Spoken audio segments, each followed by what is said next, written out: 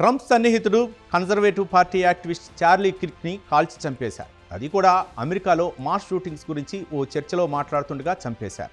Charlie Kirk America అధ్యక్షుడు Donald ట్రంప్కు సన్నిహితుడిగా చెప్తారు. America వ్యాప్తంగా కాలేజీ క్యాంపస్లో చర్చా కార్యక్రమాలు నిర్వహించడం ద్వారా పాపులర్ అయ్యాడు. లేటెస్ట్గా యూట్యూబ్ కాలేజీలో జరిగిన ఒక కార్యక్రమంలో ఆయనపై కాల్పులు జరిగాయి. కిర్క్ తన 18 ఏళ్ల వయసులో 2012లో టర్నింగ్ పాయింట్ యూఎస్ఏ అనే కన్జర్వేటివ్ గ్రూప్ను స్థాపించారు. అమెరికాలో లిబరల్ భావజాలం ఉన్న కాలేజీలో కన్జర్వేటివ్ సిద్ధాంతాల వ్యాప్తి ఈ సంస్థ లక్ష్యం. ఓ ఆర్కిటెక్ట్ కొడుకైన కిర్క్ షికాగోలో సబ్బర్లో పెరిగాడు. రాజకీయాల మీద ఆసక్తితో చదువును ఆపేశాడు. 2012లో అధ్యక్షుడు బరాక్ ఒబామా రెండోసారి ఎన్నికైన తర్వాత యాక్టివ్గా మారాడు. విద్యార్థులను సమీకరించి తమ సంస్థ భావజాలాన్ని ప్రచారం చేస్తుంటాడు. టీపీయూఎస్ఏకి ఇప్పుడు 850కు పైగా కాలేజీల్లో శాఖలు ఉన్నాయి. దేశవ్యాప్తంగా పర్యటిస్తూ రిపబ్లికన్ కార్యక్రమాల్లో పాల్గొనే కిర్క్ టాక్ షోని లక్షల మంది ఫాలో అవుతుంటారు.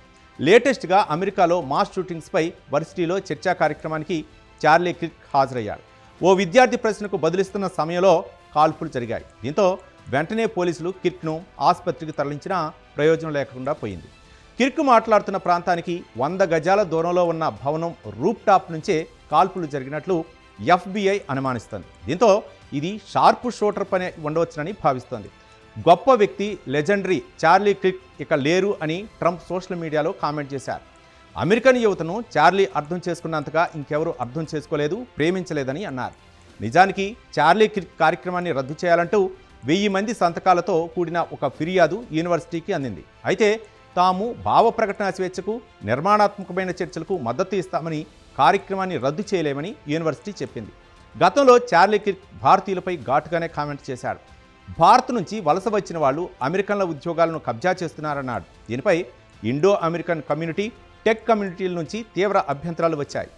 అమెరికా ఫస్ట్ అనే భావజాలాన్ని నమ్మే కిర్క్ వలసల పట్ల వ్యతిరేకత ప్రదర్శించాడు. అమెరికా ఆల్రెడీ నిండిపోయింది, ఇక రావద్దు అనే తరహాలో మాట్లాడేవాడు.